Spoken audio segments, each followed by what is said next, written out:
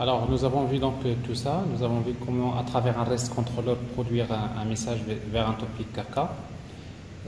Nous avons vu comment créer un consumer en utilisant la fonction consumer.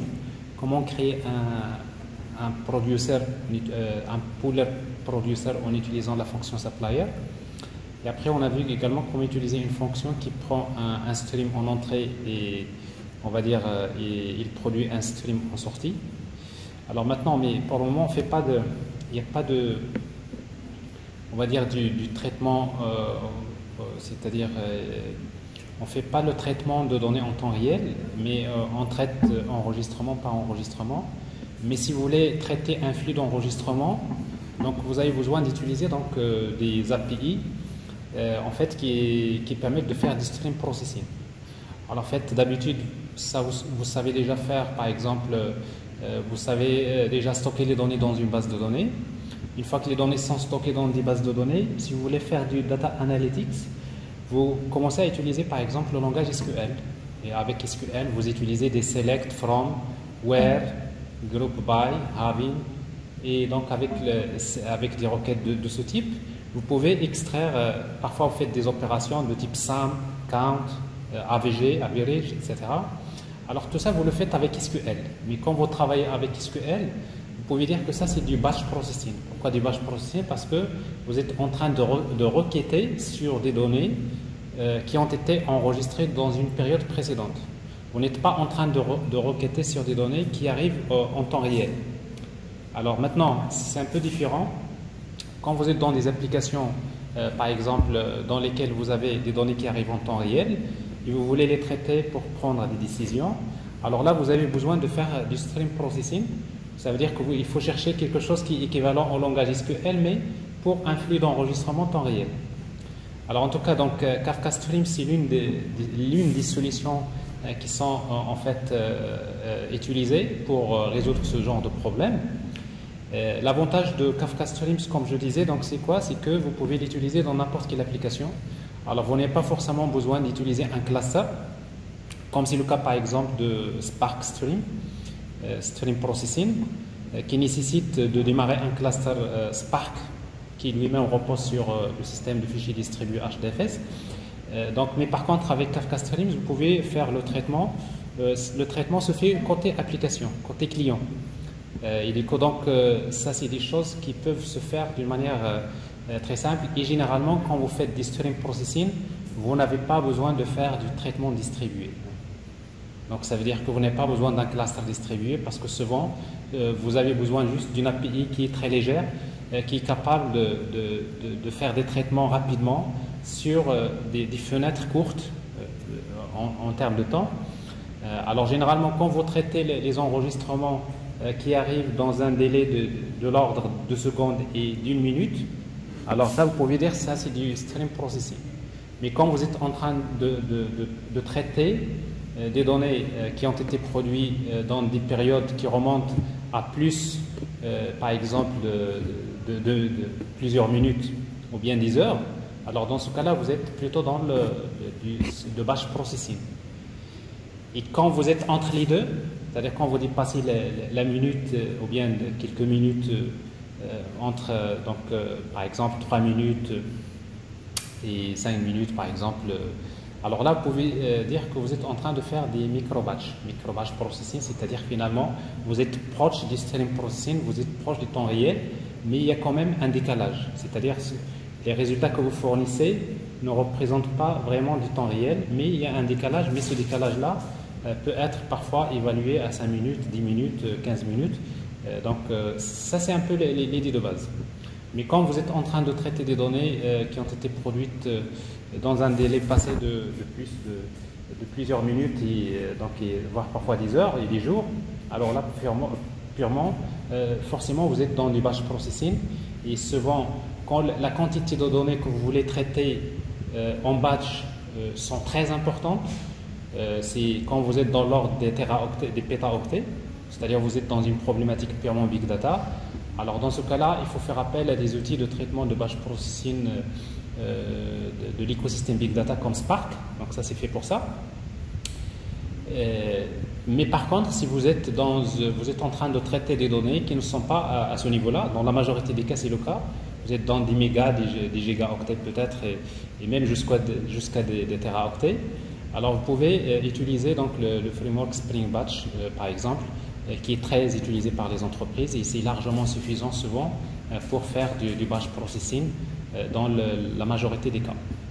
Alors voilà, alors maintenant, ce qui nous intéresse, c'est de faire du stream processing et voir comment utiliser donc Kafka Stream. Alors le principe, c'est simple, la même chose, dans la même application, là je vais ajouter une fonction dans mon service.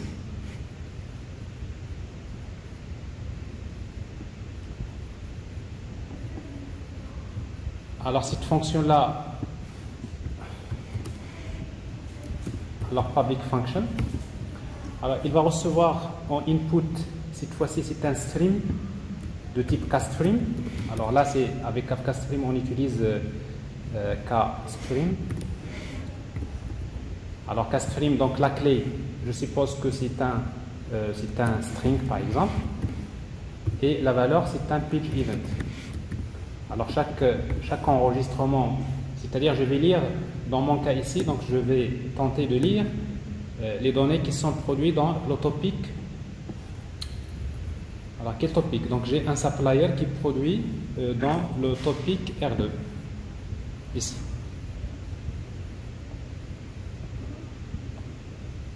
C'est R2. Là, c'est-à-dire que chaque 100 millisecondes, j'ai un enregistrement qui arrive sur R2. Et là, avec ici donc Kafka Stream, donc je vais lire sur le topic R2. Donc ça, c'est en fait c'est bien le topic sur lequel je vais consommer les données. Donc ici en input, je vais recevoir des enregistrements. C'est un flux d'enregistrement. Alors chaque enregistrement, c'est ce qu'on appelle data record. Et donc il y a deux parties, il y a la clé, key, et value. Alors pour mon cas, la clé pour le moment, il est nul, parce que j'envoie des objets JSON en tant que valeur, mais ici donc on va essayer de l'utiliser, donc il y a la clé et la valeur, et la valeur pour nous c'est des objets de type page event qu'on va traiter. Et si vous voulez, donc après on va produire en sortie. Donc des statistiques. Donc on va faire par exemple quelques data analytics. Un flux d'enregistrement qui contient des page events, et en output, je vais produire un autre flux d'enregistrement. Et ici donc je vais produire un flux qui contient des statistiques. Là, je vais produire des enregistrements dans lesquels je vais trouver la clé. La clé, c'est tout simplement par exemple le nom de la page. Par exemple, P1, la page P1, il a été visité combien de fois? Par exemple, 50 fois.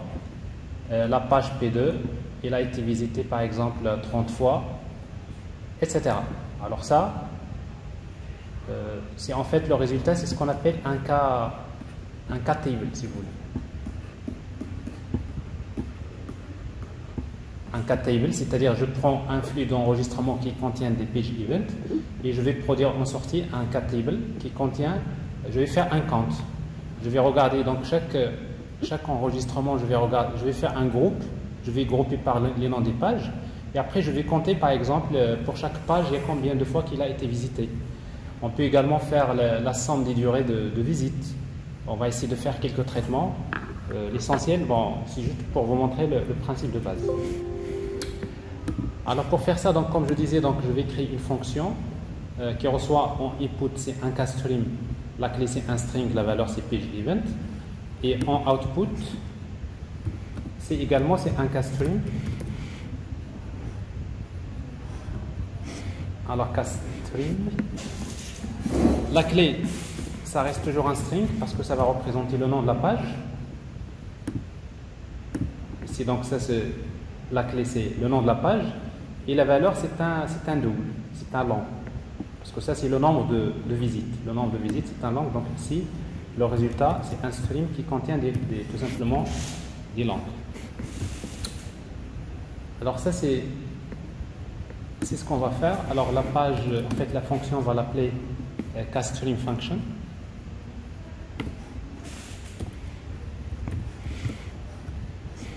Alors cette fonction-là, elle va retourner en input. Donc il va recevoir un castream. Donc c'est input. Donc c'est un castream. Et en output,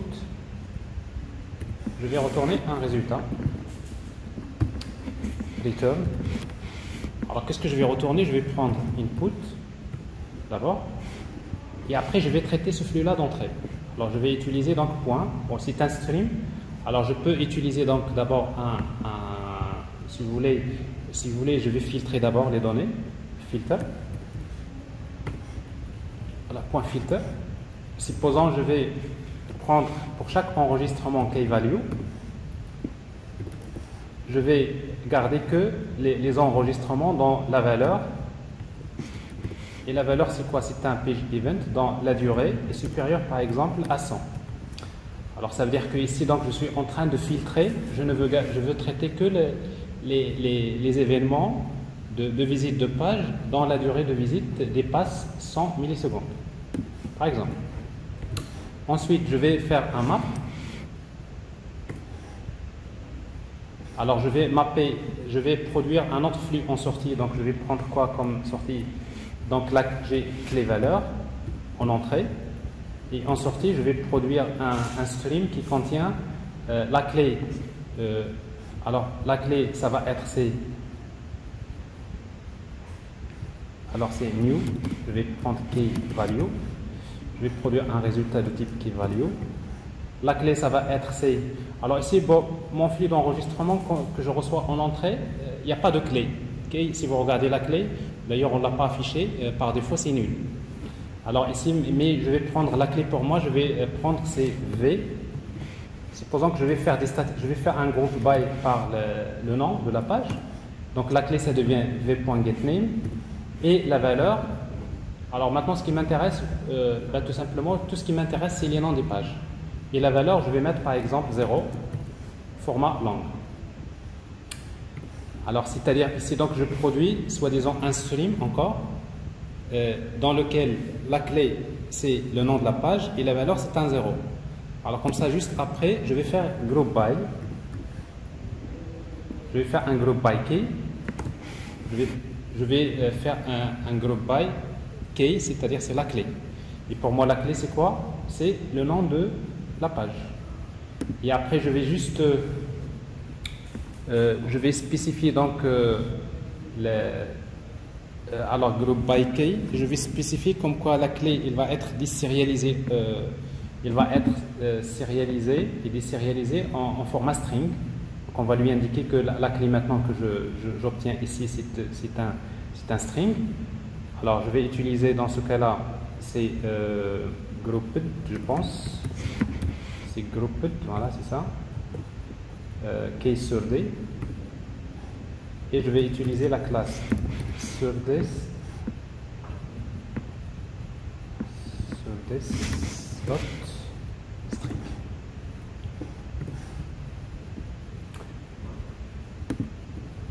Voilà. Alors ici donc group by. Alors on peut utiliser donc si vous voulez grouper on peut utiliser group by comme ça. Group by quoi? Key value. Alors je vais grouper par rapport à la clé key. Mais après j'ajoute encore grouped with. Alors ici je vais utiliser pour la clé, je vais utiliser c'est string. Et pour la valeur, alors ici donc c'est string. Et la valeur, ça va être c'est service.lang.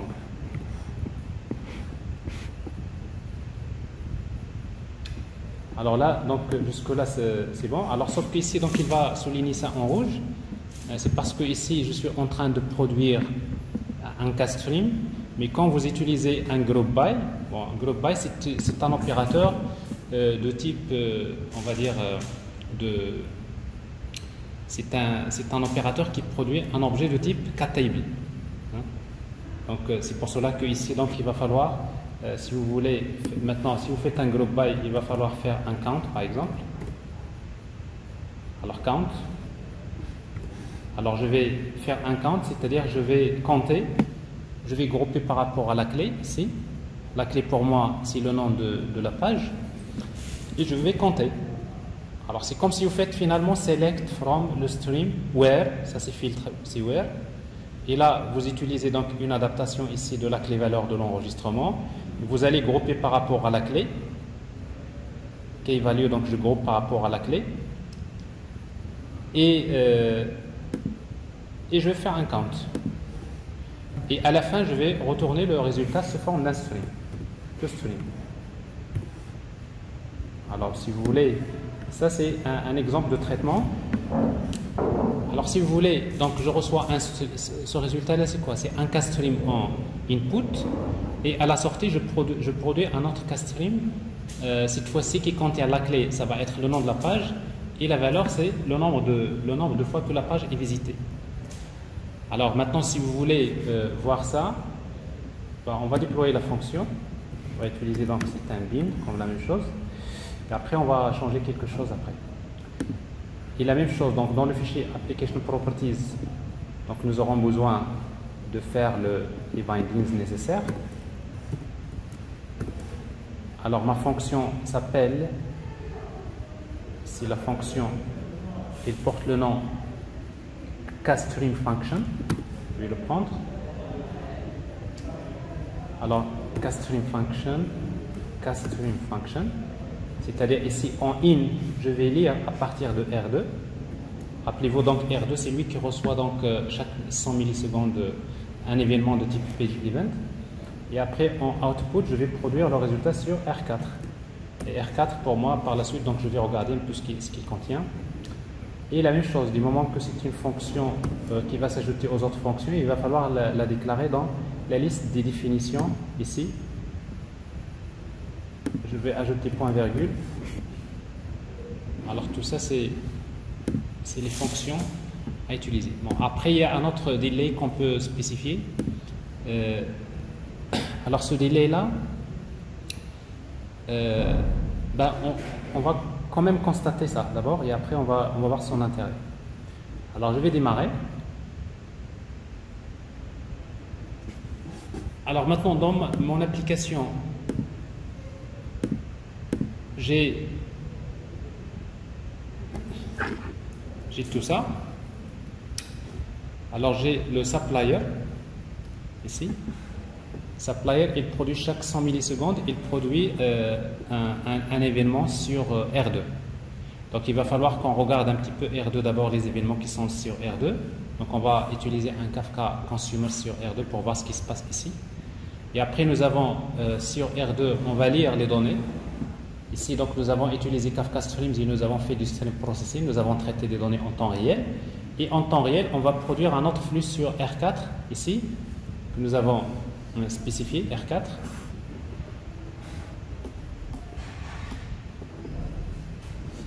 Alors ici c'est R4.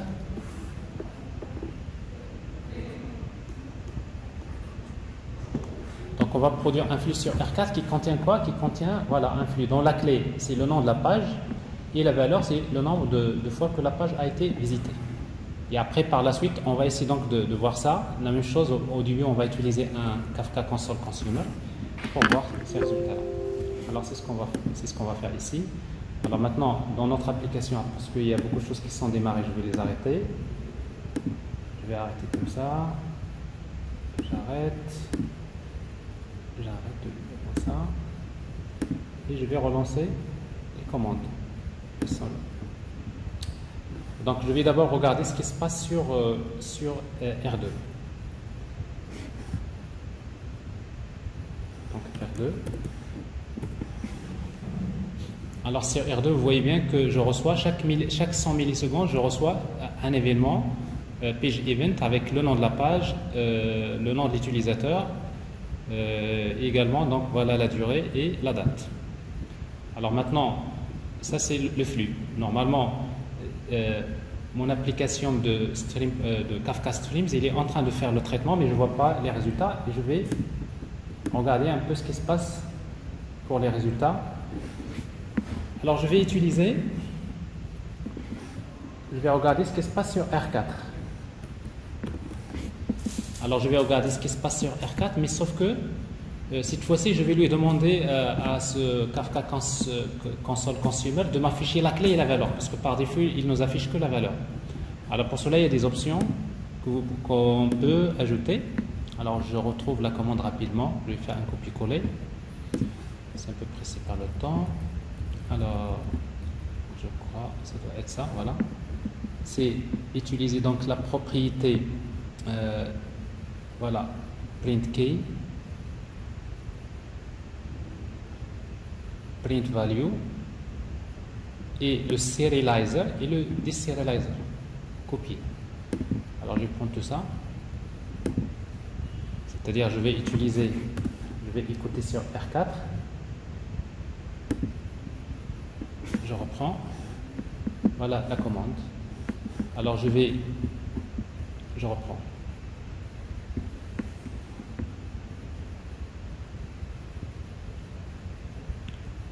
Alors donc je fais un consumer sur R4 avec l'option --property. Alors print value c'est true, plutôt la propriété print key c'est true, on va afficher la clé. Je lui demande d'afficher la valeur et je vais spécifier le deserializer, parce qu'en fait quand il récupère un enregistrement, je vais lui dire que pour la clé tu vas utiliser le deserializer suivant. C'est org apache kafka comment serialization, c'est string deserializer, parce que la clé pour moi c'est un string, et la propriété value deserializer c'est quoi? C'est un long. Je vais utiliser ici long deserializer. Pourquoi? Parce que c'est des nombres. Alors en fait avec ça, avec Kafka Consumer, donc vous pouvez vous brancher sur. Alors ici on va attendre. Alors pour le moment, normalement, on devrait commencer à voir les résultats. Mais sauf que le problème, voilà, on commence à voir P1. Déjà, il a calculé ses 6281. Pour P2, il a reçu 6204 visites. Mais ça prend quand même du temps. Alors pourquoi? Parce que quand vous faites un group by, alors par défaut, pour lui, quand le calcul est garanti, bah, il va l'afficher au bout de l'ordre de la seconde. Même si c'est 100 millisecondes. Sinon, si le calcul n'est pas encore, c'est-à-dire s'il n'est pas garanti, donc il va aller jusqu'à 30 secondes. Je pense que la valeur peut aller jusqu'à 30 secondes. Alors ce qui fait que ici, c'est un paramètre qu'on peut personnaliser. Alors maintenant, je vais lui dire, bon, tu m'affiches les résultats au bout de chaque, si vous voulez, au bout de chaque seconde, tu m'affiches les statistiques, parce que sinon maintenant il va attendre beaucoup de temps. Alors c'est ce que je vais faire ici. Donc je vais arrêter l'application et je vais ajouter un paramètre.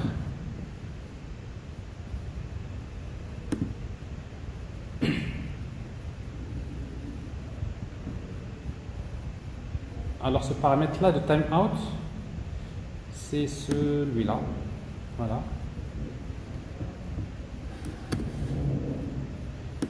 Commit interval. Donc c'est Spring Cloud Stream Kafka Streams Binder Configuration commit interval ms en millisecondes, c'est 1000. Alors ça veut dire que ici, donc ça c'est du Kafka Streams. Je lui dis quand tu fais les calculs, tu vas committer les résultats au bout de chaque seconde. Bah, il dit que donc sinon si vous le faites, vous laissez la valeur par défaut, ça peut parfois prendre le temps, et là je lui dis de committer les résultats au bout de chaque seconde. Alors ici donc si je redémarre,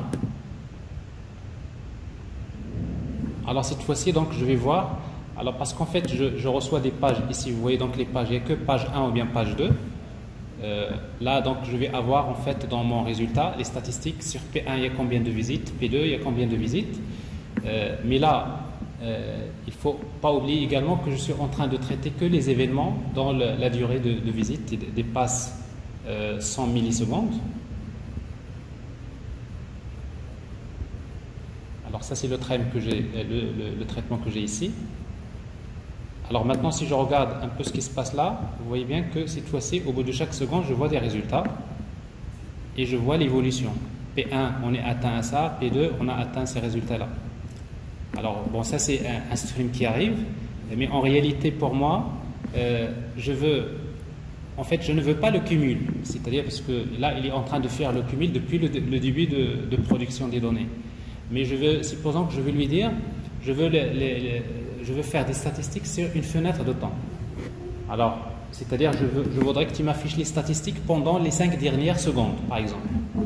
Alors, dans ce cas-là, on va ajouter une opération qui s'appelle un opérateur de fenêtrage, window by. Je vais utiliser time window. Et je peux spécifier par time windows of. Je peux spécifier la durée en millisecondes. Alors ici, par exemple, je vais prendre, alors combien je disais, donc 5000. Alors 5000, ça veut dire que je lui dis que tu me produis les résultats, c'est-à-dire les résultats de ce count, l'opération de comptage que tu vas faire, ou bien on peut appliquer une sommation ou autre chose. Cette opération d'agrégation que je vais faire, je vais la faire uniquement sur l'ensemble des enregistrements qui ont été observés pendant les 5 dernières secondes. C'est-à-dire, je ne prends pas le tout. Uniquement, je suis en train de faire des statistiques sur les dernières 5 secondes. Alors ça peut être intéressant. Alors, sauf que quand vous utilisez les opérations de fenêtrage, window by, là, ça retourne un objet de type ktable au lieu de kstream. Alors, je corrige, tout à l'heure, je disais que group by, il produit un ktable. Group by, il produit toujours un stream, mais par contre, c'est window by qui produit un résultat de type ktable. D'ailleurs, si vous voyez le résultat, il va vous dire, voilà, kstream, kstream, plutôt, non, voilà, donc c'est un ktable, mais qu'il va produire ce forme dans lequel il y a la clé. Si vous pouvez le constater, la clé c'est window de string et la valeur c'est un long. Alors qu'ici donc on attend un string au lieu de window de string. Alors c'est la raison pour laquelle on va encore faire ça. On va faire count.toStream et on va le convertir. On va utiliser map keyValue. On va adapter le contenu. Chaque enregistrement, on va produire un keyValue. Et keyValue, donc je peux mettre dans la clé, je peux utiliser ces key. Alors maintenant key, si vous mettez point, vous allez voir key, il y a un objet key. Il y a également window. Alors si vous mettez key, donc je reprends que la clé de l'enregistrement et la valeur, je vais prendre la valeur, je vais garder la même valeur.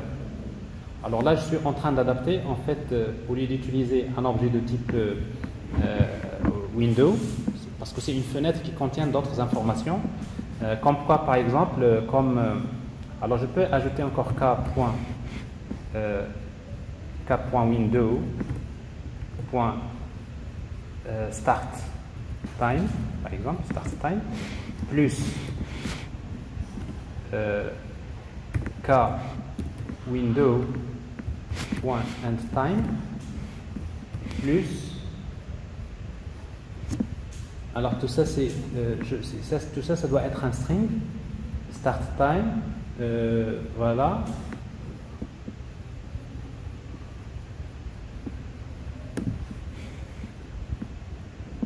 une chaîne de caractères, voilà. Alors la clé, si vous voulez, donc ça c'est pour dire que ça c'est une chaîne la clé, c'est une chaîne de caractères qui va contenir la clé qui représente la page, mais en même temps je vais afficher la fenêtre, c'est-à-dire le résultat que je produis, c'est pour quelle durée. Donc il y a le start time et j'ai end time. Donc sachant que c'est-à-dire l'intervalle entre end time et start time, ça devrait être 5 secondes. Alors ça peut être intéressant parce que là je suis en train de produire donc un résultat. Ici donc avec l'opération de group by, donc ça produit un objet de type ktable, donc je corrige, donc group by il produit bien un objet de type ktable. Alors c'est la raison pour laquelle d'ailleurs on fait à la fin toStream pour le convertir en stream, en castream si vous voulez. Mais comme ici WindoWoodBuy il produit un résultat dont la clé n'est pas un string, c'est un objet window.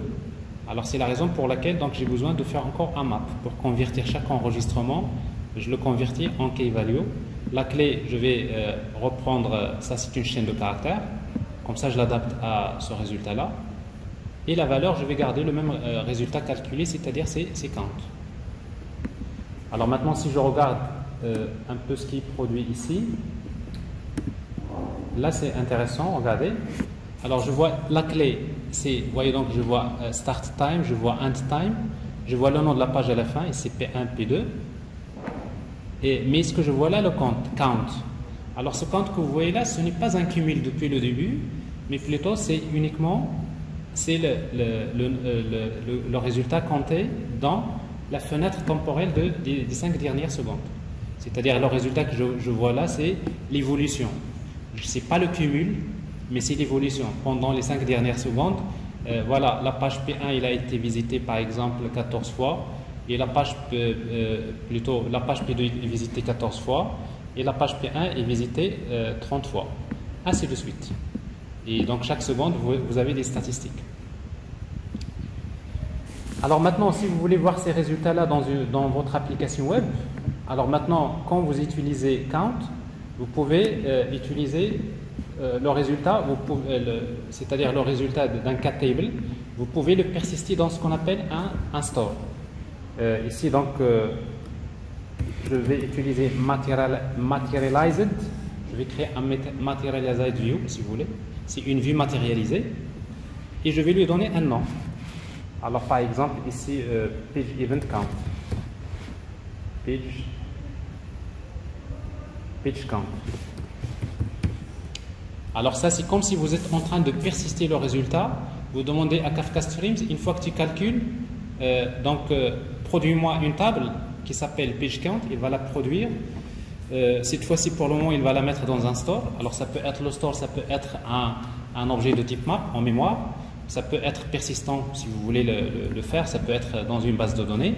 Mais pour le moment, donc, il va produire un store qui s'appelle page count. Alors maintenant, ce store que vous voyez là, vous pouvez, dans votre application, vous pouvez, si vous voulez, requêter, vous pouvez interagir avec ce store et vous pouvez récupérer les données et les afficher dans l'application. Et c'est ce que je vais faire dans le REST Controller. Bien. Alors donc pour terminer donc cette partie, alors nous allons juste voir comment exploiter donc ces résultats de stream processing donc avec Kafka Streams. On va essayer de voir comment les exploiter dans une application web. Donc je rappelle que nous avons créé donc nous avons récupéré un stream de données, nous avons fait des calculs, nous avons fait un group by. Pour chaque page, nous avons fait un comptage, donc avec count, et après les résultats en fait de count, si vous voulez, ils seront stockés dans un cat table, dans un store que nous avons appelé page count. Alors donc ce store là, donc c'est un store dans lequel, c'est une table si vous voulez, dans lequel Kafka Streams va stocker à chaque fois des enregistrements qui représentent les derniers calculs qui ont été effectués. Donc dans notre cas ici, nous avons utilisé une opération de fenêtrage de 5 secondes, c'est-à-dire chaque 5 secondes, donc il attend les données, il reçoit les données de chaque 5 secondes, et après il fait un count, et après il produit donc des résultats. Alors ça on a vu donc sur la console donc les résultats obtenus, mais ce qui serait souhaitable c'est justement d'aller vers par exemple le contrôleur. Je vais démarrer donc, et après je vais vous montrer le code qu'il faudrait ajouter pour compléter cette partie. Alors en fait ce que je souhaite faire c'est que bon, j'ai ici un page count et dans mon contrôleur je vais l'interroger, donc je vais créer un endpoint que je vais appeler analytics, et après comme vous voyez ici donc je reçois ici en fait un stream Donc je vais utiliser donc le principe de server sent event côté contrôleur. Et je vais demander au contrôleur, quand je me connecte, je voudrais qu'il m'envoie chaque seconde, il va m'envoyer donc les résultats calculés. Et pour moi, donc les résultats calculés, donc c'est un objet. Si vous voulez, c'est les données que je récupère à partir du store, dans lequel je vais avoir donc le nom de la page, par exemple P1, le nombre de fois visité, et la page P2, voilà la même chose, et ainsi de suite. Donc c'est-à-dire pour chaque seconde, je vois en quelque sorte les résultats, c'est-à-dire les résultats calculés pour une fenêtre de 5 secondes. C'est-à-dire, bon, ça c'est le comptage qui fait au bout de 5 secondes. Donc ça c'est d'abord, nous allons voir comment faire ça, et en même temps voir comment exploiter ces données-là, parce que maintenant c'est des données qu'on récupère, on peut les exploiter dans une application web. Donc on va créer une simple page HTML. Alors dans cette page HTML, ben, tout simplement ces données, on va les représenter de cette manière-là. Alors qu'on voyait, donc on va utiliser si vous voulez, une librairie qui s'appelle Smoothie.js qui permet tout simplement de représenter en fait des courbes. Et là, ce que je fais la même chose, donc c'est-à-dire on va utiliser donc du JavaScript, on va utiliser server-side event, donc event source pour se connecter vers le contrôleur. Et comme le contrôleur m'envoie chaque seconde des données, ben je prends ces données, je les affiche. Alors ça, par exemple, le rouge c'est la page P1 et le vert c'est la page P2. Bon, ça c'est juste un exemple. Alors pour pouvoir faire ça, donc je vais devoir vous montrer un peu le code. Alors d'abord au niveau du contrôleur, qu'est-ce qu'on va faire? Bon, au niveau du contrôleur, nous allons ajouter, voilà, nous allons ajouter donc une méthode que je vais appeler analytics. Donc je vais utiliser getMapping/analytics. Alors ici donc cette fois-ci je vais faire du server sent event. Donc je vais en quelque sorte envoyer les données une fois que le client se connecte, établir une connexion HTTP. Je vais devoir donc il va garder la connexion ouverte, et après le serveur va pousser des données vers le client. Alors en fait avec Spring, en fait la meilleure façon de faire, c'est d'utiliser Spring Web Flags, notamment en utilisant une méthode, par exemple Analytics, qui permet de retourner un flags, un objet de type flags. C'est un flux en fait qui va être, c'est un stream si vous voulez, et ce flags là, il va contenir donc un objet qui va être converti en format JSON. Donc c'est map string long. Alors c'est-à-dire pour moi la clé ça va être, c'est le nom de la page. Et chaque élément du stream, si vous voulez, aura un objet donc, dont la clé c'est le nom de la page, et la valeur c'est le nombre de visites de cette page. Alors pour pouvoir faire ça, donc, je vais utiliser donc, flags, je vais retourner directement un objet de type flags, et je vais utiliser flags.interval. Je vais demander à flags de me générer un enregistrement chaque seconde. Donc je vais utiliser interval duration of seconds. Donc ici, donc c'est une seconde. Donc pour chaque seconde, il me génère un stream, plutôt il me génère en fait un enregistrement dans ce stream. Et bien tout simplement, et après je vais faire map. Alors donc comme j'ai un stream qui est généré pour chaque seconde, mais pour moi ce que je vais faire, c'est que pour chaque objet, je vais le mapper vers, c'est-à-dire un objet de type, le contenu c'est-à-dire du stream, ça va être des objets de type map string plutôt long, c'est-à-dire les données que je vais envoyer. Ben justement, c'est ce que je vais faire. Donc pour chaque seconde, je vais créer donc un objet de type hmap, et maintenant je vais interroger le store. Alors donc si vous vous rappelez, donc ici j'ai fait mon count, et après j'ai le résultat, donc je le stocke dans le store qui s'appelle page count. Alors justement pour interroger donc ce store, ben vous aurez besoin d'injecter un objet qui est de type Interactive Query Service. Alors en fait ça c'est un service qui fournit ici il est là, donc c'est du Spring Cloud Stream, mais bien sûr il est fait pour donc ça c'est un objet qui va on va dire s'intégrer avec Kafka Streams. Donc avec cet objet là, Interactive Query Service, on va interroger le store. C'est comme si vous voulez en quelque sorte faire un select étoile from, parce qu'en fait le store c'est une table. Et après vous pouvez faire des requêtes pour filtrer, pour récupérer les données que vous voulez, et après les envoyer. Alors ici donc, ce que je vais faire, donc je vais utiliser interactive query service point get queryable store. Donc je vais interroger mon store qui s'appelle page count. Alors c'est bien ce store que nous avons ici. Alors je vais l'interroger pour chaque seconde, je vais interroger ce store. Et après, je dois spécifier quel type de store. Parce qu'en fait, vous avez deux types de store. Soit vous avez queryable store types, donc soit Windows Store, dans le cas où vous effectuez donc des opérations de fenêtrage, comme nous avons fait ici. Parce que nous avons utilisé donc un store de type Windows, il a un format particulier dans lequel on va retrouver donc les informations sur la fenêtre temporelle, si vous voulez. Ou tout simplement, si vous ne passez pas par des opérations de fenêtrage, vous allez utiliser c'est Key Value Store. Alors ici, dans notre cas, ça va être Windows Store.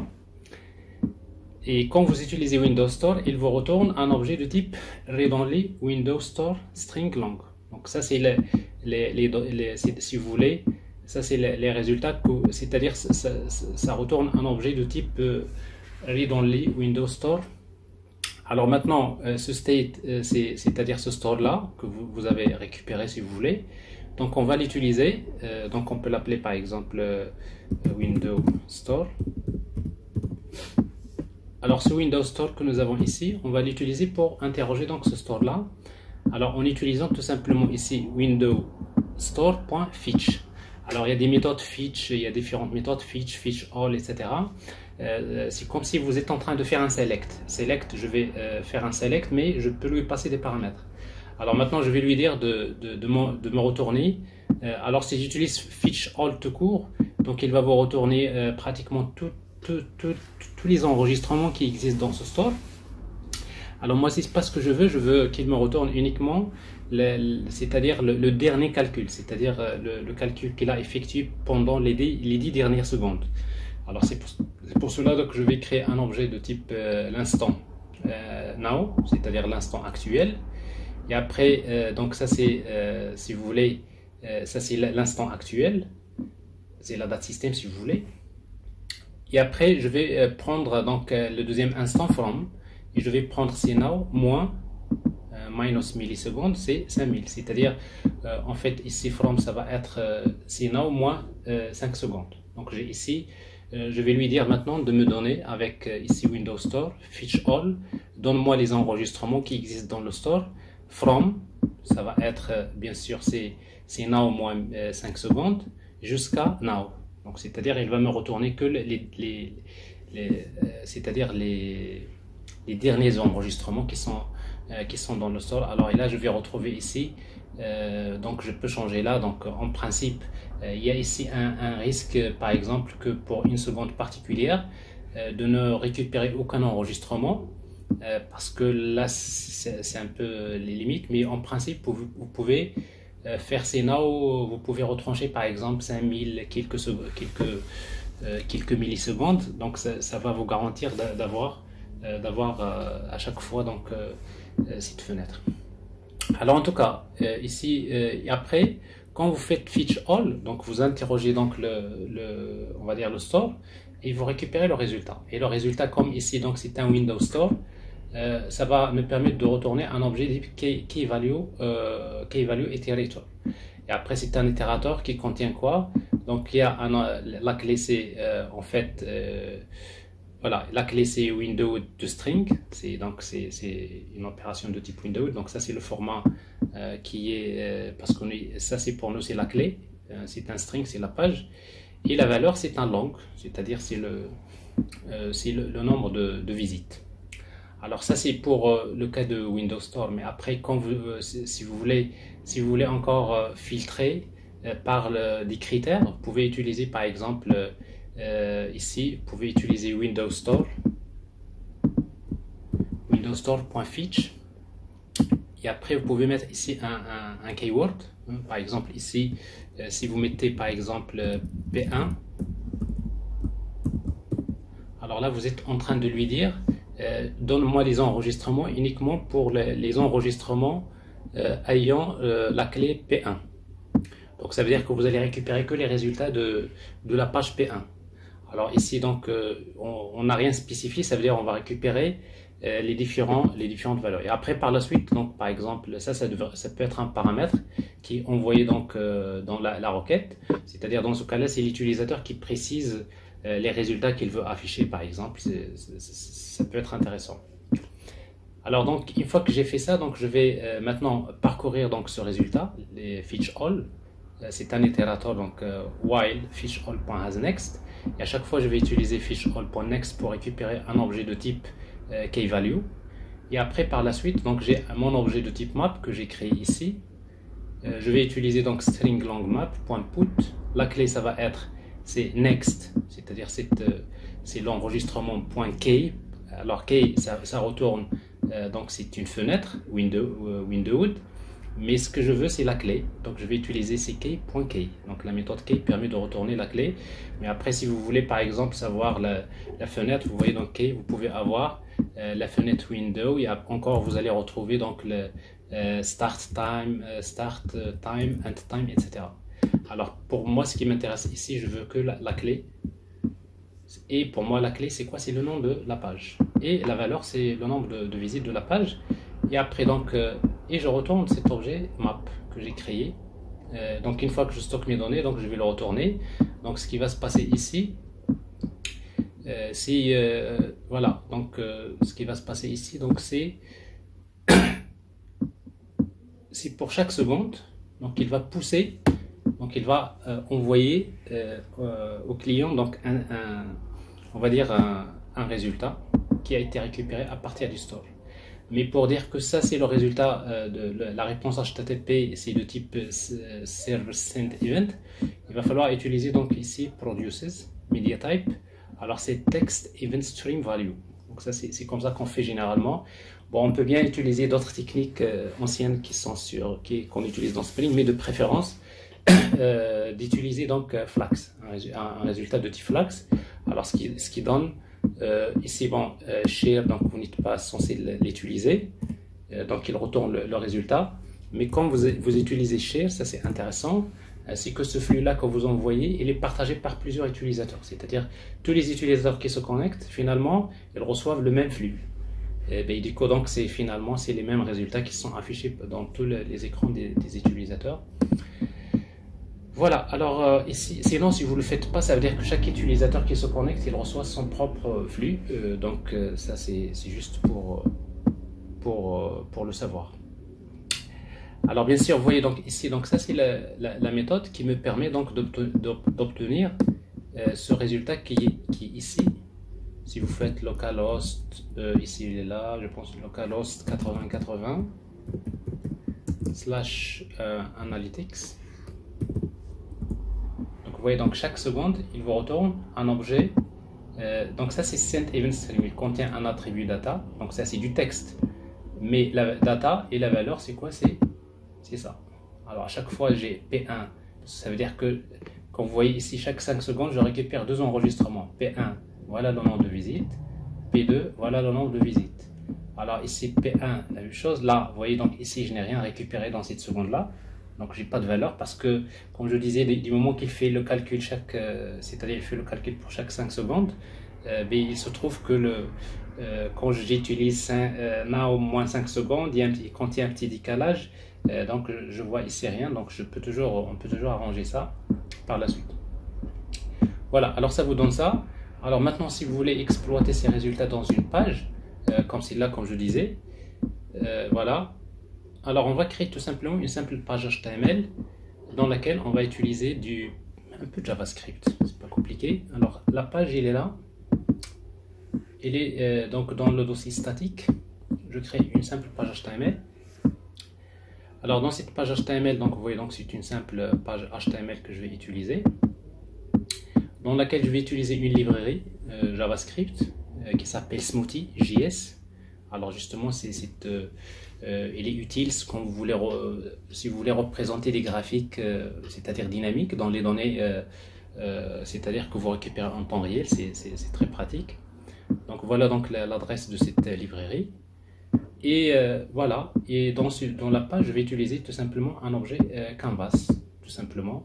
Donc vous lui donnez le ID chart2 par exemple, la hauteur, plutôt la largeur et la hauteur, et tout le reste c'est du JavaScript. Alors maintenant, avec JavaScript, qu'est-ce qu'on va faire? Tout simplement, l'idée principale c'est ici, c'est de faire ça. En fait, si vous voulez maintenant vous connecter vers un stream, parce que ça c'est du server-side event qui se fait côté serveur. Alors pour se connecter à un flux server-side event, donc on va utiliser l'objet JavaScript event source. Donc je vais créer un objet event source, donc il va envoyer une requête vers /analytics, c'est du get, et en même temps cet objet event source, on va l'utiliser ici. Donc là, event source, bon, je l'ai appelé stock event source, mais on aurait pu l'appeler donc page event source. Alors donc page event source, ici donc ce event source, je vais faire si vous voulez, je vais utiliser un listener qui va écouter les messages qui arrivent du serveur. Donc ici donc je vais utiliser add event listener message, ou bien encore vous pouvez utiliser on message, c'est-à-dire à chaque fois que je récupère un message à partir du serveur, je le traite. Alors ici donc je vais utiliser event listener message, donc ça c'est comme si vous faites on message, c'est la même chose. Ici pour à chaque fois que je reçois un message, donc je vais exécuter une fonction JavaScript dans laquelle maintenant cette fonction JavaScript, je vais récupérer le contenu ici.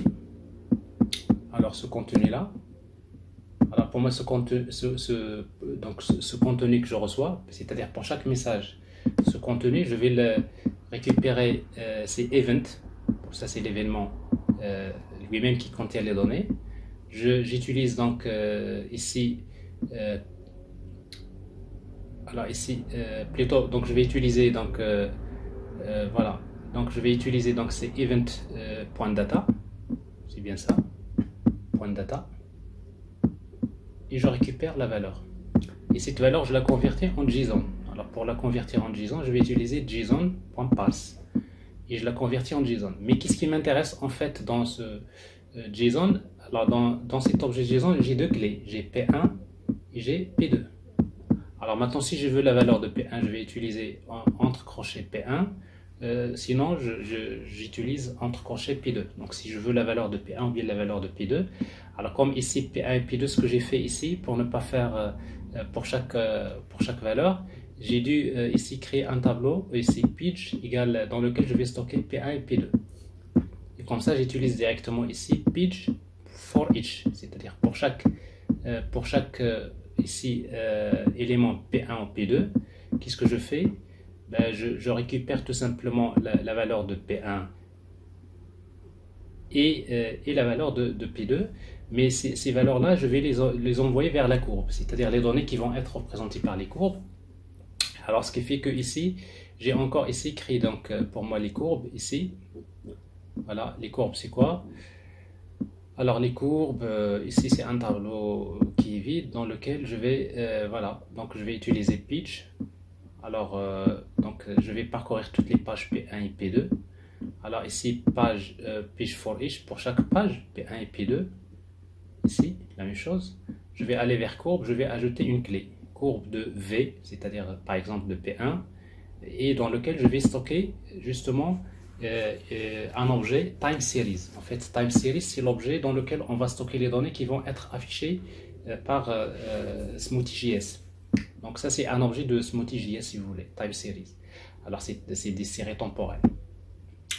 Alors maintenant, donc vous voyez ici donc dans les courbes, je devrais avoir, si vous voulez, courbe de P1 égale new time series et courbe de P2 égale new time series.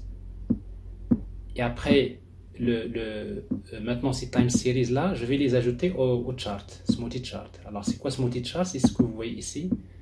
Donc Smoothie chart égale new Smoothie chart. Et je vais donner quelques paramétrages.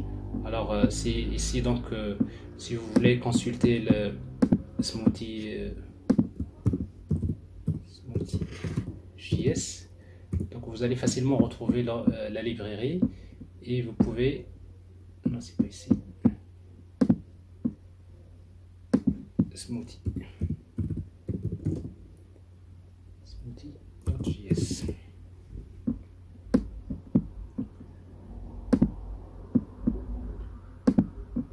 Voilà. Alors, smoothie.js.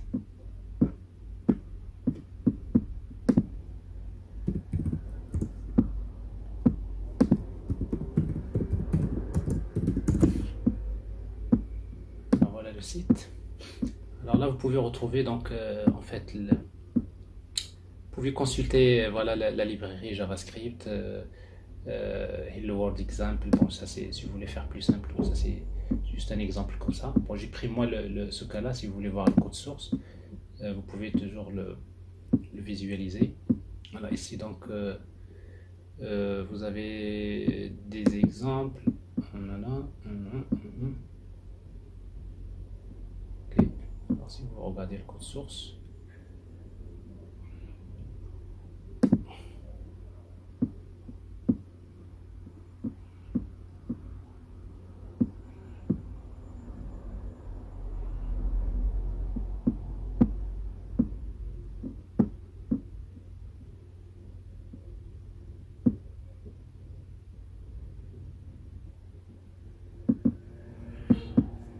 donc vous voyez donc ici vous avez juste bon, vous avez un canvas ici, et après vous avez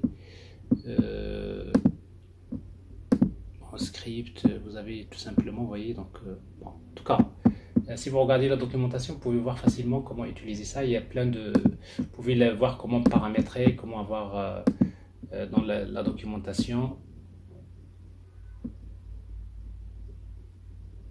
Vous pouvez également générer le code. Ici, il y a des interfaces pour générer le code. Vous spécifiez donc le format que vous voulez. C'est assez intéressant si vous voulez changer le design. Et après, vous générez directement le code. Il vous donne la configuration que vous pouvez utiliser. Alors en tout cas, donc voilà. Donc ici, donc il faut créer un objet donc smoothie chart. Et là, vous spécifiez un ensemble de paramétrages que vous pouvez consulter. Donc ici dans mon cas je veux afficher par exemple les repères, donc c'est tout le type égal à true. Bon, comme je disais, le paramétrage vous pouvez le voir ici. Il suffit donc de à chaque fois de cocher, vous allez voir ici les différents paramétrages que vous pouvez utiliser ici, et en même temps vous pouvez voir à quoi ça ressemble tout ça. Alors si vous voulez voir c'est-à-dire si vous voulez que ça se déplace scroll, c'est-à-dire right to left ou left to right, etc. Bon, bref. Alors ça c'est tout simplement smoothie.js. Alors ici donc je crée l'objet smoothie.js et après je vais le add smoothie.js, je vais l'envoyer vers quoi? Je vais l'afficher ici dans ce canvas qui dans id égale chart2. Alors c'est pour cela que j'utilise ici smoothie chart stream2 document.getElementById chart2. Et après donc je peux lui spécifier la largeur. Voilà. Alors ça c'est le. Alors donc vous voyez donc en résumé qu'est-ce que j'ai ici. J'ai ici donc il reste après que les couleurs. Donc j'ai ici créé donc pour moi les courbes. Donc je vais avoir les pages P1 et P2. J'ai un objet smoothie chart dans lequel que je vais afficher dans le canvas ici. Et après ce smoothie chart, je vais lui ajouter deux courbes. Donc ici pour cela j'utilise pour chaque page, je prends ici smoothie chart.addTimeSeries de courbe de V. Et après à chaque fois que j'ajoute courbe de V, j'ajoute les couleurs. Donc pour changer à chaque fois des couleurs. Ici ce que je fais, ici je peux spécifier. Voilà, stroke style, c'est donc la couleur ici c'est quoi? J'ai utilisé random color. Alors pour moi random color c'est une fonction ici que j'ai créée, random color. Donc qu'est-ce qu'il fait? Tout simplement j'ai ici deux couleurs. Moi je peux en créer plusieurs. J'ai créé un tableau de couleurs Ici, le premier dans lequel je vais spécifier donc le RGBA, donc le rouge, vert, bleu et la couche alpha. Donc ici, si vous voulez faire la transparence, vous pouvez mettre 0, quelque chose entre 0 et 1. Et fil, je vais remplir avec voilà, la valeur telle. Donc c'est-à-dire ici, vous voyez, donc ici, je remplis avec une transparence de 2%. C'est-à-dire c'est semi-transparent. Voilà, donc ça c'est le rouge vert, ça c'est le vert et ça c'est le bleu. C'est-à-dire pour moi la première couleur c'est le rouge et le deuxième c'est le bleu. Ça c'est pour le contour et ça c'est pour le remplissage. Et après vous pouvez voir les autres paramétrages. Alors ce qui fait que cette fonction là, il va tout simplement, il fait, voilà, à chaque fois que je l'appelle, il incrémente index. Au début c'était -1, il donne 1. Donc si je l'appelle, il va tout simplement retourner quoi? Il va retourner donc color de index. Et si c'est supérieur, si index est supérieur au nombre de couleurs, il va revenir vers 0. C'est-à-dire la première fois il me retourne la première couleur, la deuxième fois il va me retourner la deuxième couleur à tour de temps et après un système de rotation. Donc voilà, donc j'ai ici donc Smoothie Chart, donc je le remplis avec les time series que j'ai ici. Voilà. Et comme vous voyez, donc ici j'utilise l'objet color que je récupère avec la fonction random color. Et après, le plus important dans tout ça, c'est ça. C'est ça. C'est-à-dire event source, vous allez faire un subscribe vers ici, donc vous allez créer un event source qui va se connecter vers Analytics. Et après, je fais un subscribe, si vous voulez, je crée un listener dans lequel j'attends l'événement onMessage. Parce qu'en fait, event source, à chaque fois qu'il reçoit une donnée, la méthode onMessage s'exécute, c'est-à-dire il appelle message. Et chaque fois, donc qu'est-ce que je fais? Je récupère event.data. Donc je récupère event.data. Et dans event.data, donc je vais récupérer les valeurs P1 et P2. Et chaque valeur, je l'envoie ici. Vous voyez donc courbe de V, courbe de P1 par exemple. Point append, je vais ajouter la valeur. Donc ici quoi la valeur? Donc XY. Alors XY, je vais utiliser la date actuelle. Parce qu'en fait ça c'est une série temporelle. New date.getTime. Et la valeur c'est la valeur que j'ai récupérée directement ici. Ça peut être la valeur de P1 ou bien la valeur de P2. Alors j'envoie les données et après c'est tout. Donc en principe, si vous voulez faire ça d'une manière statique, vous pouvez réduire encore le code. Mais ça, je l'ai gardé comme ça. C'est comme ça si vous voulez ajouter plusieurs courbes ou encore vous voulez paramétrer d'une manière un peu plus simple. Mais dès que vous affichez qu'une seule courbe ou deux par exemple, vous pouvez à la rigueur voilà, arranger tout ça. Et ça nous donne quelque chose comme ça. Voilà. Ici. Alors là, ça m'affiche. Alors ici, je n'ai pas affiché les détails, le vert c'est quoi, mais en fait, vous imaginez ici le vert c'est P1, enfin, le vert P1, P2, mais en tout cas, après, si vous regardez donc le paramétrage, la légende, vous voulez afficher les paramétrages, donc vous pouvez toujours récupérer les choses comme ça. C'est-à-dire, vous pouvez consulter cette page. Alors voilà, donc ça c'est en fait l'essentiel qu'il faudrait retenir sur la partie Kafka Streams pour faire le stream processing. Et ça vous donne une idée donc comment avoir dans une page web, d'une application web, avoir une fenêtre dans laquelle j'affiche des résultats en temps réel. Alors là, j'utilise pas ici WebSocket, mais j'utilise Server Sent Event, c'est-à-dire une fois que je me connecte, le serveur commence à envoyer des événements vers le client.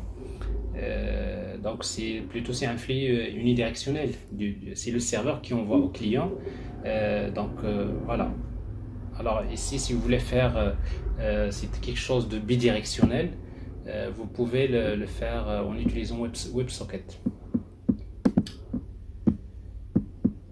Alors je crois que je vous ai montré l'essentiel. Alors je vais m'arrêter à ce niveau-là. Alors l'exemple il est là.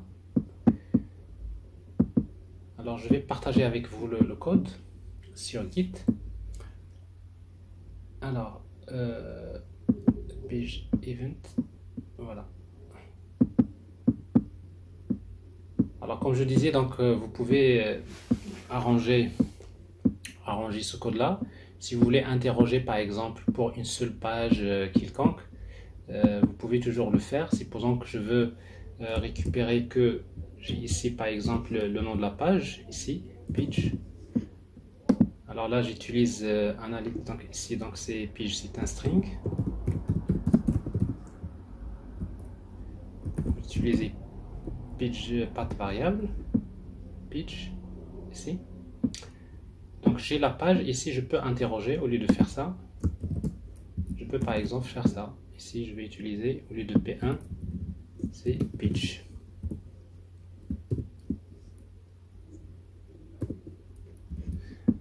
Alors sauf que ici, bon ça c'est fetch, je l'appelle aussi fetch all. Alors le type il faut l'adapter, ce n'est plus la même chose. CTRL X. Alors si vous faites next, il va vous retourner un objet de type, cette fois-ci keyValue directement, et dans lequel vous avez tout simplement la valeur, parce qu'en fait on précise déjà quelle page qu'on veut, donc la clé on la connaît déjà. Donc ici donc là je vais stocker donc c'est page, et la valeur je vais stocker donc c'est next.value. Voilà. Alors ici dans ce cas là je vais avoir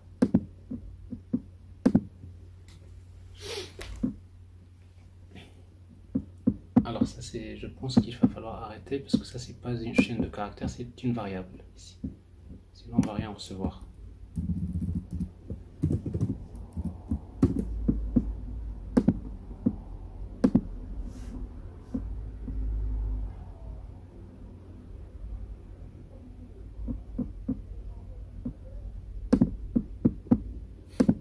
Alors dans notre cas ici, on va voir qu'on va recevoir que plutôt, donc là on va rien recevoir parce qu'il faut mettre slash P1, ça va marcher. Analytics slash P1, je crois que c'est pas encore démarré. Voilà. Oui, donc je reçois que les données de P1. Alors s'il n'y a pas de données, on va rien recevoir. Et du coup ici donc la courbe, il va nous afficher que une seule qu'il va récupérer. Ça doit être P1, mais non, ça va pas marcher parce que même dans JavaScript, il va falloir changer.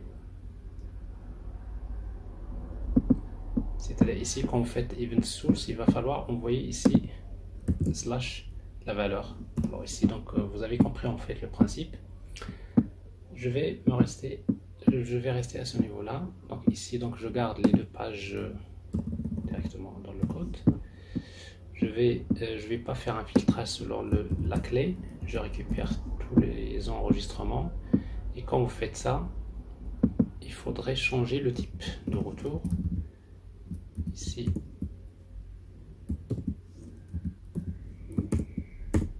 c'est l'objet de type keyValue.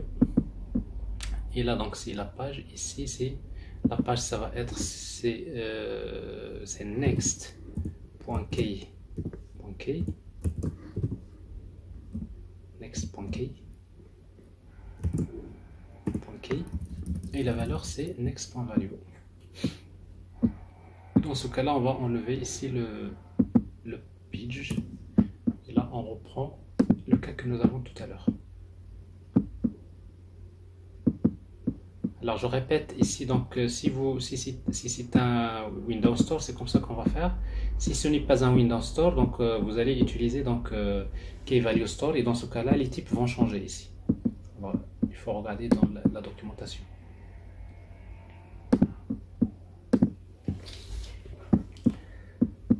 Alors quelques autres détails, je pense, voilà. Alors event source, voilà, ici.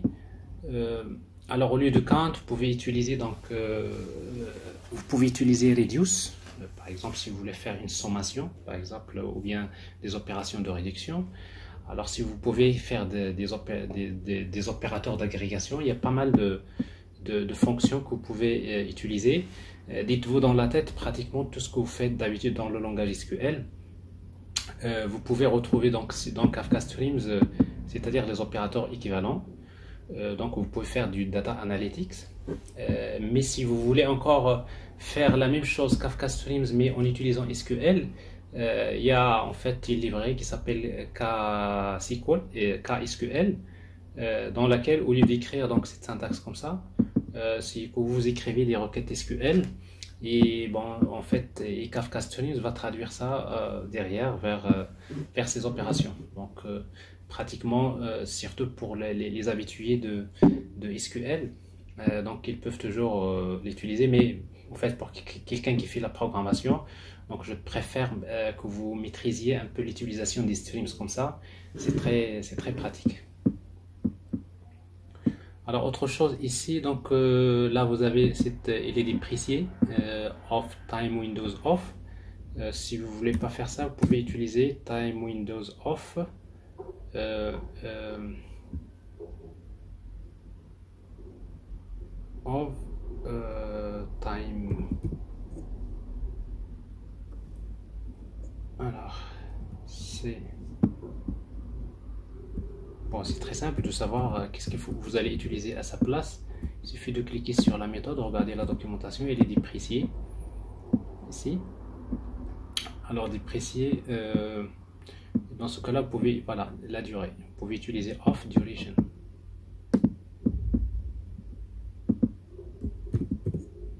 Duration off seconde directement.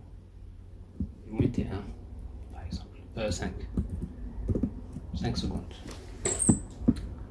Pour ça, ça va donner les mêmes résultats, la même chose. Sauf que ici, donc, on change juste pour éviter donc les opérations qui sont dépréciées.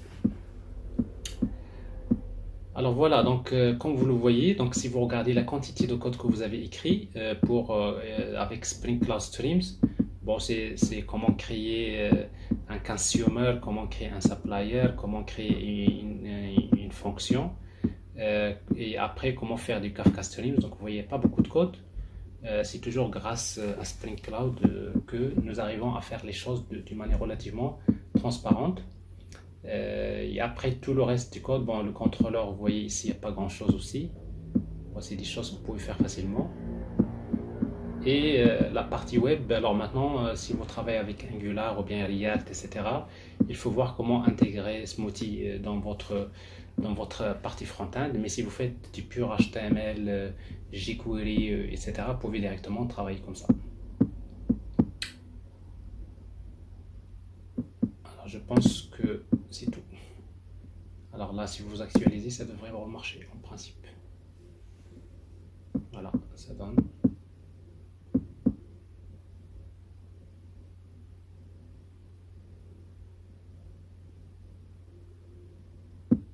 Alors tout à l'heure, j'ai dû utiliser donc share, c'est-à-dire maintenant si vous avez un autre utilisateur qui se connecte vers le même flux, c'est-à-dire vers la même page, là vous allez voir après, c'est intéressant de voir quand même.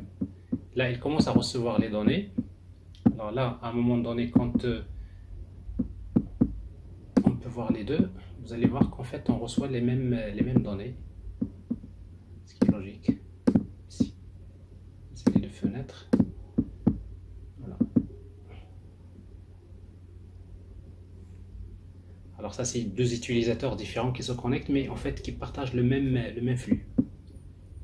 Alors d'ailleurs, même s'ils ne partagent pas le même flux, ils vont recevoir les mêmes données. Parce que là, les données, on les récupère toujours à partir du store. Ici. Mais le fait de partager le flux ici avec share, c'est intéressant pour ne pas obliger le contrôleur c'est-à-dire à générer plusieurs flux vers plusieurs clients. Mais c'est le même flux qui peut être partagé. Comme vous voyez ici, donc c'est cette méthode share qui permet de partager. Mais si vous voulez voir les détails, il va falloir regarder également Spring Web Flux. Il y a une vidéo que j'ai dans ma chaîne qui parle de Spring Web Flux, comment l'utiliser. C'est-à-dire, en fait, c'est du Spring réactif. Alors maintenant, dans Spring Web, en principe, MVC classique, vous pouvez utiliser donc les flux Flux ou Mono. Donc ça, c'est des types qui sont fournis par Spring Web Flux, c'est Spring réactif, j'en ai déjà parlé. Et ici, nous l'exploitons uniquement pour produire des server send events, comme vous le voyez ici. Voilà, alors c'est tout. Alors je vais m'arrêter à ce niveau-là.